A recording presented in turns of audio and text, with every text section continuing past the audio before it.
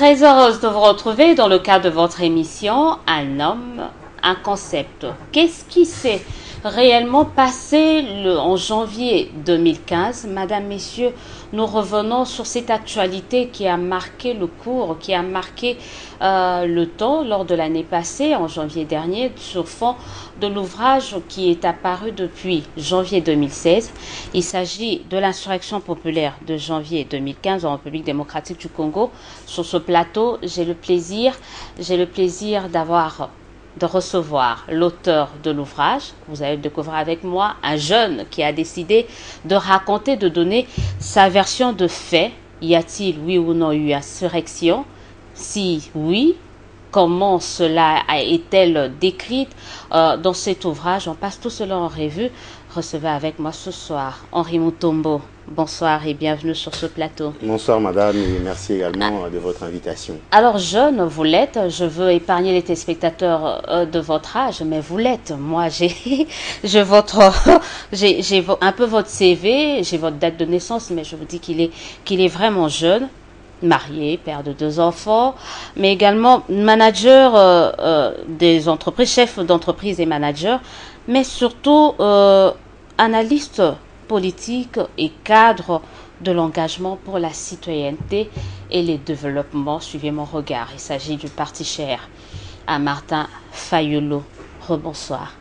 Bonsoir madame. Mois de la femme oblige. On est vraiment au début de ce mois. Parlons un peu de la femme. D'après vous, que représente la femme? Pour Henri Mutombo d'abord. Madame Élisée, c'est un réel plaisir de passer sur ce plateau de Congo Web TV, qui est l'une des grandes chaînes de télé que nous avons dans notre nation. Je voudrais dire ici que la femme, pour moi, c'est une richesse. C'est d'ailleurs la plus grande richesse que nous avons dans ce pays, mais qui n'est pas listée sur la liste des richesses que nous avons au Congo, puisque ici on ne parle que de cobalt, de coltan, de diamants et ainsi de suite. Mais je vais vous dire toutes ces richesses-là, parce qu'une richesse est censée valoriser une personne. Alors toutes les richesses que nous avons dans ce pays ne valorisent pas les Congolais. Bien entendu, les Congolais demeurent dans une pauvreté extrême, comme s'ils ne possédaient pas dans leur pays toutes ces richesses-là. Alors j'ai regardé la femme, je me suis dit, la femme c'est la plus grande richesse, parce que ce que nous sommes aujourd'hui, la majorité des Congolais, ce que nous sommes, depuis les années 80 jusqu'à ce jour, c'est la femme qui fait de nous ce que nous sommes. Parce que vous allez voir une maman qui est intellectuelle ou elle ne l'est pas, vendre du pain, vendre du bois, vendre du charbon, vendre de matembele, du pondou, dans le seul but d'envoyer ses enfants à l'école. Vous comprenez? Donc aujourd'hui, dans un état, je dirais, déficitaire en termes social, vous allez voir que les papas qui n'ont pas de salaire ou qui ont des maigres salaires, c'est les mamans qui prennent en charge, c'est la femme qui prend en charge, qui envoie les enfants à l'école, qui paye les factures médicales, qui fait ceci, qui fait cela. Alors donc je dis, je célèbre la maman. Pour moi, la maman, la femme, c'est la plus grande richesse que nous avons dans ce pays. Et désormais, je voudrais que quand on parle des richesses que le Congo a, qu'on cite aussi la femme. Parce que c'est grâce à elle, même ceux qui dirigent le pays aujourd'hui, ils savent que ceux qui sont devenus, c'est grâce à une femme, c'est grâce à une mère. Donc, je rends des hommages très radieux, des hommages très prononcés vis-à-vis de la femme. Surtout, le 8 mars, c'est une journée internationale dédiée à la femme. Donc, voilà ma perception, ma compréhension, ma conviction vis-à-vis de la femme. C'est vrai, c'est une conviction pleine de bonne volonté, j'allais dire, mais vous êtes cadre dans un parti politique. Quelle est la place ou le rôle de cette femme au sein de votre parti? On ne voit que votre président, il ne faut pas qu'on se leurre, hein, c'est plus lui qui est en avant. On ne sait même pas s'il y a des femmes, peut-être pour les meetings. C'est seulement, vous utilisez au fait la femme pour atteindre vos objectifs. Vous ne l'incluez pas dans vos différentes stratégies, c'est ça aussi? Non, madame Élisée, vous savez, SID, c'est un parti, je vais vous donner en quelques mots l'objectif que veut atteindre ce parti. Ou si vous voulez, la vision de l'SID, c'est investir dans l'homme pour développer la RDC.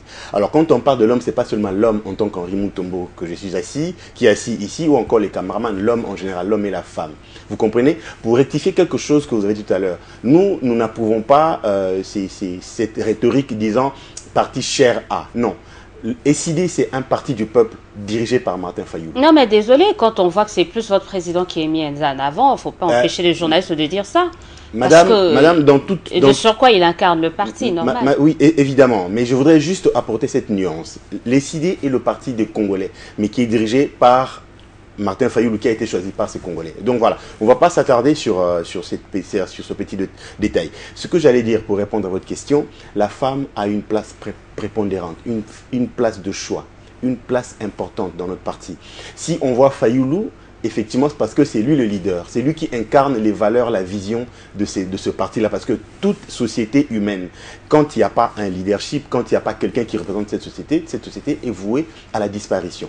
La femme a une place très très importante dans notre parti. Je peux vous en citer quelques-unes, mais j'en ai pas envie. Si vous regardez dans toutes les associations qui unissent les femmes dans notre pays, que ce soit les organisations internationales ou locales, vous verrez, nous avons des représentantes de haute facture qui représentent les partis dans ces assises-là. Donc voilà, chez nous, la femme, d'ailleurs, il y a le secrétariat, notre secrétaire général adjoint, c'est une femme.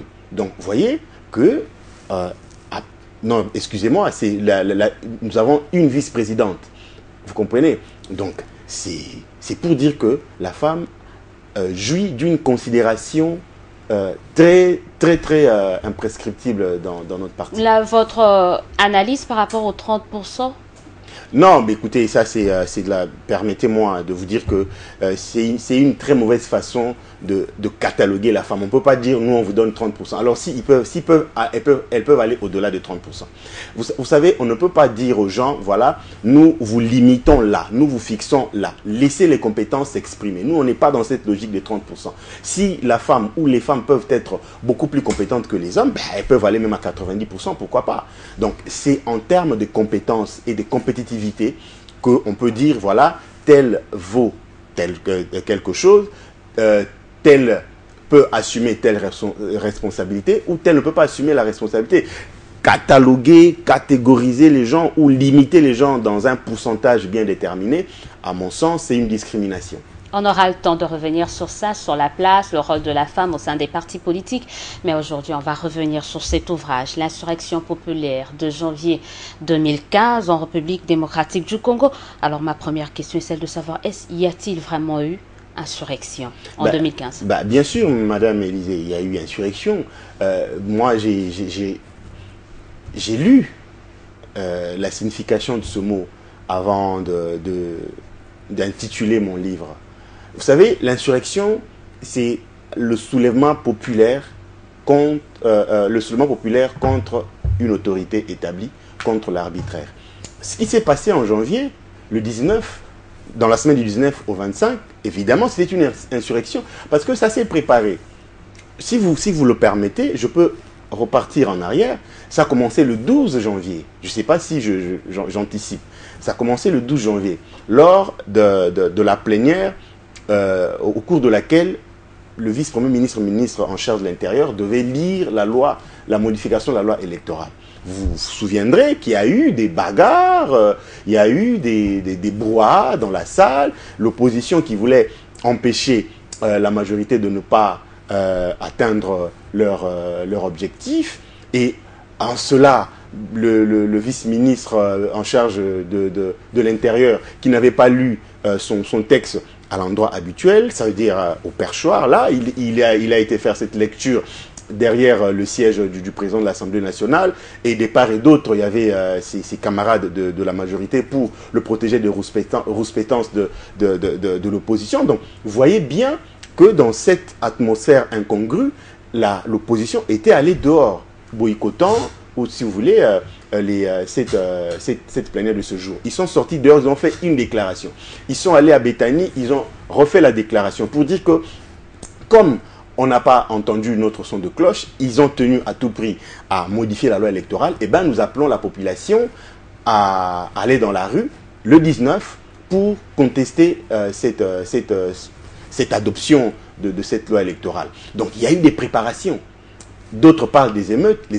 Une émeute ne se prépare pas. Il faut dire que dans cet ouvrage, vous analysez ou vous relatez en fait votre histoire parce que vous avez vécu cela de l'intérieur. Vous avez fait partie de l'organisation de l'intérieur. Qu'est-ce qui vous a le plus marqué avant ces dates fatidiques que d'aucuns qualifient de trois glorieuses ou de quoi?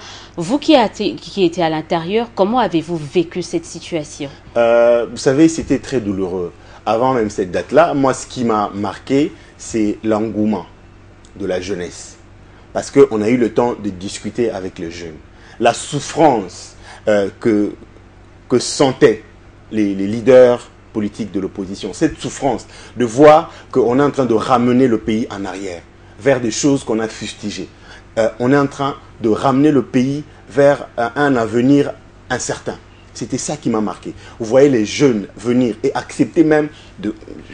C'est dans le livre, accepter de passer la nuit dans les différents sièges de nos partis pour être nombreux ce jour-là du 19 dans la rue.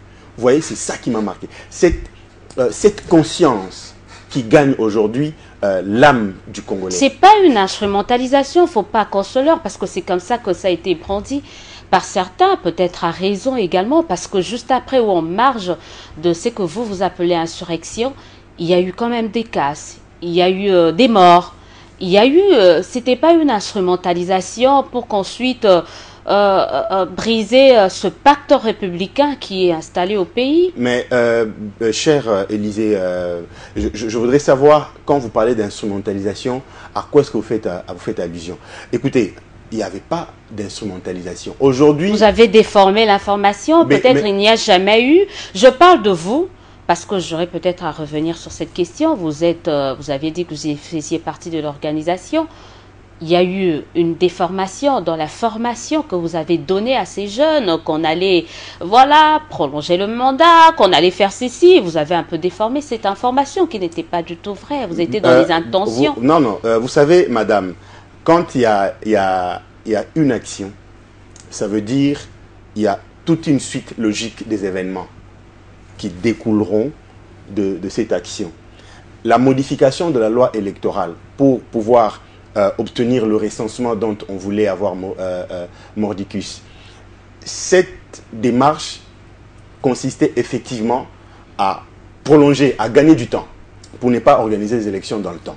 Et ça n'avait pas été une déformation. Nous avions décrypté, ou si vous voulez, nous avions analysé l'intention et la démarche de nos compatriotes et nous l'avions expliqué tel que cela devait être dit à la population. Ça n'est pas du tout une instrumentalisation. Bien entendu, quand vous parlez de la déformation de l'information, c'est ceux qui ont vécu, c'est ceux qui ont comment dirais-je, ceux contre qui nous luttions, ceux à qui on expliquait que ça ne valait pas la peine d'aller dans ce sens-là, qui ont bien entendu déformé l'information, qui ont appelé, qui ont qualifié des badauds, les paisibles citoyens qui souffrent, qui voulaient à tout prix faire entendre leur voix. On les a qualifiés de badauds. Vous pensez que moi, Henri Mutombo, je sois un badaud? Je ne le suis pas.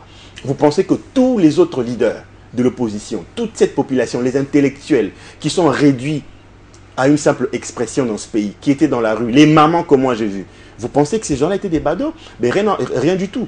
Moi, vous lirez dans le livre, madame, je ne soutiens pas, je n'encourage pas ce qui a été fait, les casses et autres. Je suis bien entendu opposé à cela, je suis contre, et même nous l'avions dit dans nos déclarations juste après cet événement, madame, nous ne sommes pas pour, mais écoutez, d'une manière ou d'une autre, un peuple honni trouve un moyen de se défendre ou d'exprimer son mécontentement. Et d'ailleurs, du reste, hormis ce côté narratif de votre livre, il y a ce côté historique parce que vous comparez les événements, cette insurrection selon vous de janvier 2015, à certains faits historiques, pas seulement au pays, mais également à l'extérieur. Ben, bien entendu, vous savez, avant même d'arriver là, Madame Élysée, il fallait qu'il y ait ce livre. Puisque, je le dis, il faut donner au squelette historique de la chair pour l'information. Ça veut dire quoi? Ça veut dire que si je n'ai pas la prétention de vouloir dire que, d'ailleurs, j'apprends comment rédiger un ouvrage. Je n'ai pas la prétention de dire que, voilà, aujourd'hui, Henri Mutombo, le plus grand écrivain qui existe, loin de là. Mais je voulais juste que cette situation, cet événement ne disparaisse comme ça. Et que quand on va le raconter un jour, qu'on ne le raconte pas en l'air. Il faut qu'il y ait un support dans lequel on peut puiser l'information. C'est ça qui a motivé l'écriture. Bien entendu, quand vous lisez le livre, je me suis référé du soulèvement qui a eu le 4 janvier dans notre pays. Qu'est-ce qui a motivé ce soulèvement? C'est parce que les Congolais voulaient aller avoir l'indépendance. Qu'est-ce qui a motivé l'insurrection populaire de janvier 2015? C'est l'étranglement de l'alternance à laquelle les Congolais ont dit non. On voulait étrangler l'alternance pour qu'il n'y ait pas l'alternance dans notre pays. Les Congolais ont dit non. Ils sont sortis dans la rue pour dire qu'il faut que nous ayons les élections dans le délai. Il ne faut pas qu'un mandat aille au-delà comment dirais-je, de prescription constitutionnelle ou au-delà de la loi, de ce que la loi fondamentale exige.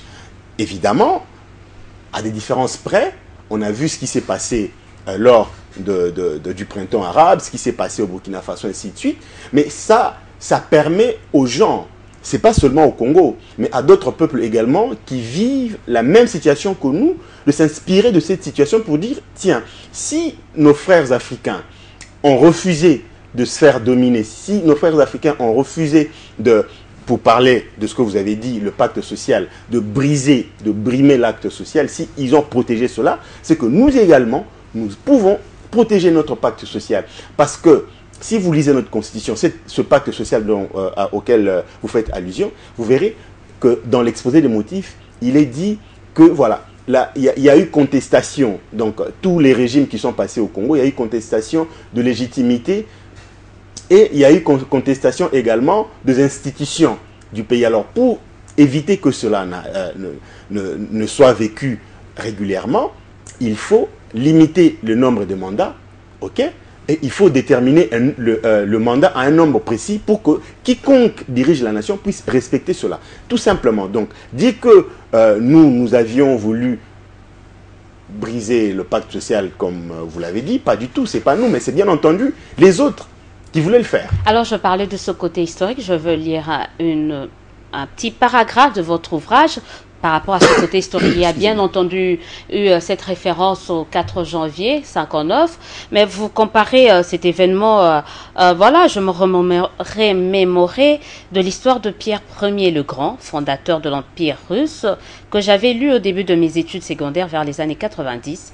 Je me demandais s'il y avait une similitude entre cette histoire et celle que j'étais en train de vivre. La question, c'est laquelle ? Non, mais justement, réagissez par rapport à ça. Qu'est-ce que vous vouliez dire par rapport à ça? Voilà, ce que je voulais dire par là, c'est quoi? L'histoire de pardon, Pierre Ier, c'est quoi? C'est lui qui a fondé l'Empire russe de l'époque. Il y a eu, je vais vous épargner les détails, dans sa démarche, c'est quelqu'un qui ne voulait pas partir. Ok? D'abord, il amène la Russie qui devient l'Empire, ainsi de suite. Donc c'est quelqu'un qui a fait beaucoup de manœuvres pour pouvoir demeurer au pouvoir. Vous comprenez? C'est pour ça que j'ai pris cet exemple, me demandant est-ce qu'il y avait une similitude entre ce que j'ai lu du Pierre Ier, pardon, et ce que j'étais en train de vivre dans mon pays. Et vous êtes arrivé à quelle conclusion? Qu'il y avait des similitudes? À quelques exceptions près. C'est-à-dire? C'est-à-dire que, effectivement, la démarche de ce fameux roi de l'époque était bien entendu de vouloir rester le plus longtemps possible au pouvoir. Et aussi, dans notre pays, c'est pas seulement dans notre pays, on voit même dans d'autres pays africains, ce désir prend de la place. Ce désir anime les dirigeants, pas seulement au Congo, mais aussi dans nos pays africains, de pouvoir demeurer le plus longtemps possible au pouvoir. On voit au Congo-Brazzaville, si le peuple veut ça, je sais pas pourquoi vous pouvez les interdire. On voit au Congo-Brazzaville, on voit au Burundi, on voit au Rwanda. Mais aussi, si les lois et la réglementation en vigueur dans ces pays leur permettent, pourquoi en faire tout un plat? Pourquoi dramatiser autour de ça? Non, madame, dans notre pays, la loi fondamentale ne permet pas ce qu'on... Non, on parle de ces pays-là dont vous citez, vous parlez du Congo-Brazzaville, il ne faut pas en faire tout un drame, il ne faut pas dramatiser. Bon, on ne parlera pas du Congo-Brazzaville, c'était juste une brèche qu'on avait ouverte et qu'on peut tout de suite refermer, mais aussi... si vous voulez qu'on en parle un tout petit peu, 2 secondes, ce qui s'est passé au Congo-Brazzaville, si leur loi fondamentale n'interdisait pas au président Sassou de briguer ce mandat, il n'y aurait pas eu référendum qu'il voulait obtenir à tout prix. Il a obtenu ce référendum-là de la manière dont ils savent. Dans le respect de la Constitution, voilà, quand même. Mais donc il n'a bon, pas. Voilà, donc parlons du Congo, qui est notre pays qui souffre beaucoup, pour lequel nous nous battons pour lui donner un avenir meilleur. Alors je reviens à une phrase que moi ça m'a fait peur hein, quand j'ai lu cette partie. Vous comparez cette insurrection à l'intifada à la congolaise. L'intifada, est-ce que vous avez pesé vos mots? Oui, non, écoutez, c'est juste une parenthèse. Mais les mots, l'intifada, c'est la guerre de Pierre. Ok? Si vous ne... En extrapolant, on se dit, mais s'il y a cette instabilité entre Israël et Palestine, c'est justement quand on parle d'intifada, non, l'intifada, c'est la guerre de Pierre.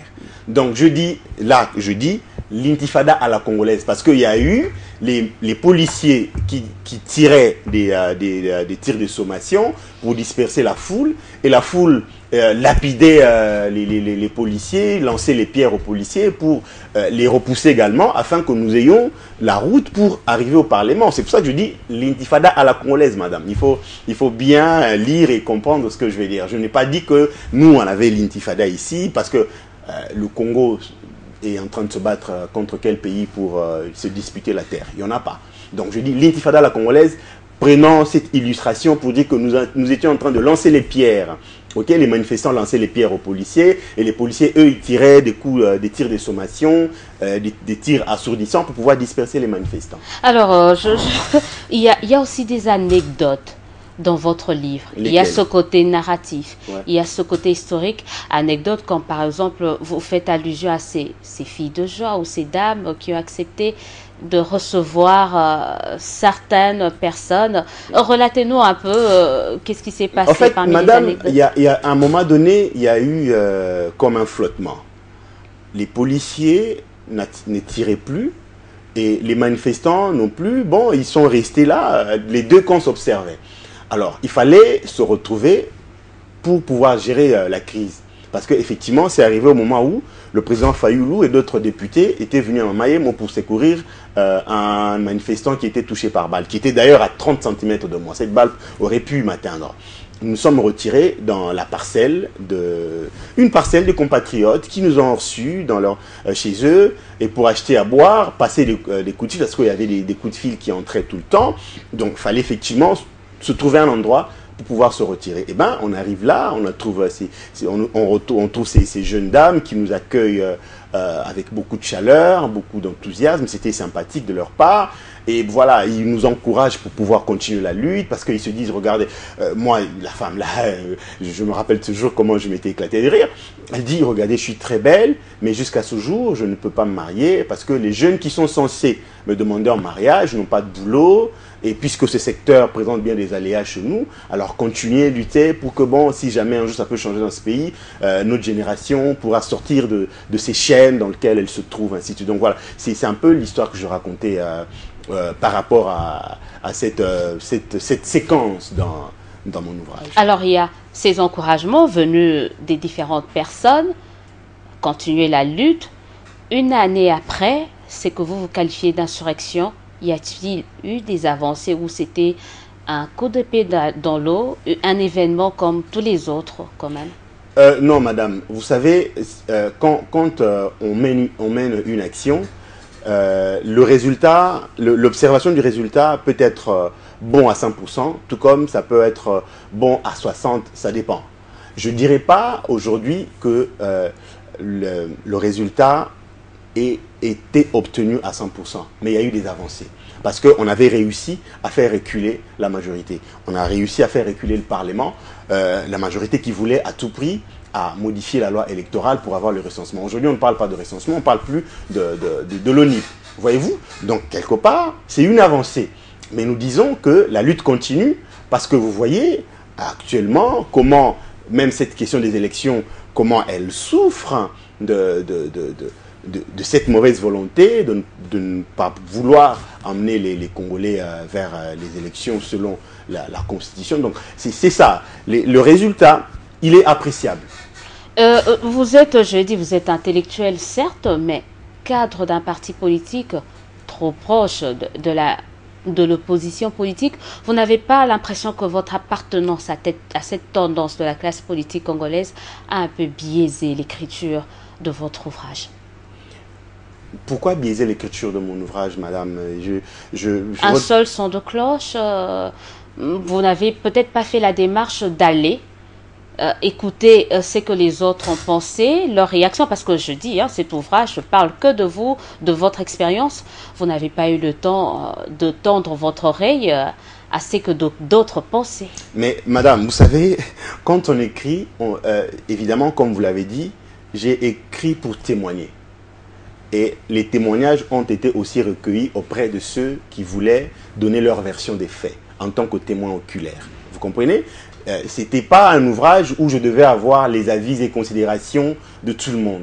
Je devais rendre, l'histoire. Je devais, comme j'ai dit au début, donner au squelette historique de la chair pour la communication. Donc, le livre est là, que les compatriotes achètent, qu'ils critiquent. Eh bien, j'ai dit même le jour de la publication, vous étiez là, j'avais dit que j'étais favorable aux critiques. Je suis ouvert aux critiques. Que quiconque voudrait me rencontrer pour faire ces critiques, elles seront les bienvenues. Donc, voilà ce que je peux répondre à cette question. Eh bien, si vous lisez cet ouvrage-là, madame, je suis en train de parler de ce qui s'est passé. C'est l'opposition dans sa pluralité qui a appelé à cette manifestation. Mais dans votre démarche scientifique, il aurait quand même fallu aller voir de l'autre côté, parce qu'il y avait d'un côté l'opposition, mais de l'autre côté, il y avait quand même les tenants du pouvoir. Est-ce que, scientifiquement parlant, il aurait peut-être fallu aller à la rencontre de ces gens-là, essayer de mettre leur point de vue? Peut-être vous n'êtes pas journaliste, ça nous regarde, mais peut-être ça allait rendre, j'ai pas dit que c'est pas crédible, ça allait encore renforcer la crédibilité de l'ouvrage et qu'on n'allait pas avoir tendance à croire que c'est un opposant qui a écrit. Non, madame, ce livre-là est crédible, il ne souffre d'aucune crédibilité. Ce que je voudrais dire, c'est ceci. Je n'étais pas dans cette dimension de vouloir récolter les avis et considérations des gens. Moi, j'étais dans cette dimension de vouloir parler de ce qui s'est passé, de ce que j'ai vécu. Vous comprenez? Et même, je parle de ce que les autres ont joué, le rôle qu'ils ont joué, les déclarations que les autres ont fait. En fait, je parle je viens de vous parler du vice-premier ministre de l'Intérieur, M. Evariste Bochab. Je parle du président Beminakou qui avait fustigé cette opération musclée de la police. Je parle du ministre de l'Information, M. Lambert Mende, qui avait promis qu'en 2016, il y aura passation civilisée de flambeau entre un président qui sort et un autre qui entre. Voyez-vous, donc je parle de leur déclaration. Et je tiens compte de tout cela. Le jour où je voudrais parler de la vie politique congolaise, en ce moment-là, je parlerai de l'opposition, je parlerai de la majorité, de la société civile, et ainsi de suite. Mais ceci, épargnez-lui toutes ces démarches qui ne caractérisaient pas la motivation de sa rédaction. Alors, vous chutez dans ce livre en parlant de l'alternance. Et du coup, ce qu'il faudrait éviter, pendant l'alternance, vous croyez qu'à 9 mois, peut-être 8 mois de la fin du mandat de l'actuelle législature, de l'actuel mandat du chef de l'État, cette alternance est possible? J'y crois. J'y crois parce que tous les Congolais sont formels, tous les Congolais sont conscients que nous ne pouvons pas reculer. Vous savez, ce pays souffre énormément. Depuis 60 jusqu'à ce jour, quand vous lisez l'histoire du Congo, vous sentez que ce pays souffre énormément. C'est un mammouth qui doit se lever. Quand on nous raconte l'histoire de nos grands-parents, la façon dont ils ont souffert, cette souffrance n'est pas restée à leur âge. Elle a traversé la génération de nos parents. Cette souffrance n'est pas restée à la génération de nos parents, elle nous a atteints également. Et cette souffrance risque d'atteindre nos enfants. C'est pour ça que j'en appelle personnellement à la prise de conscience nationale. Que nous ne pouvons pas ramener notre pays en arrière. Que ce que nous avions fustigé autrefois, que nous ne soyons pas ceux-là même qui réitèrent les mêmes bêtises.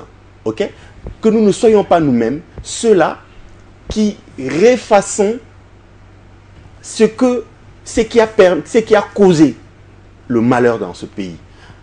vous parlez du pacte social. Il y a eu Sand City.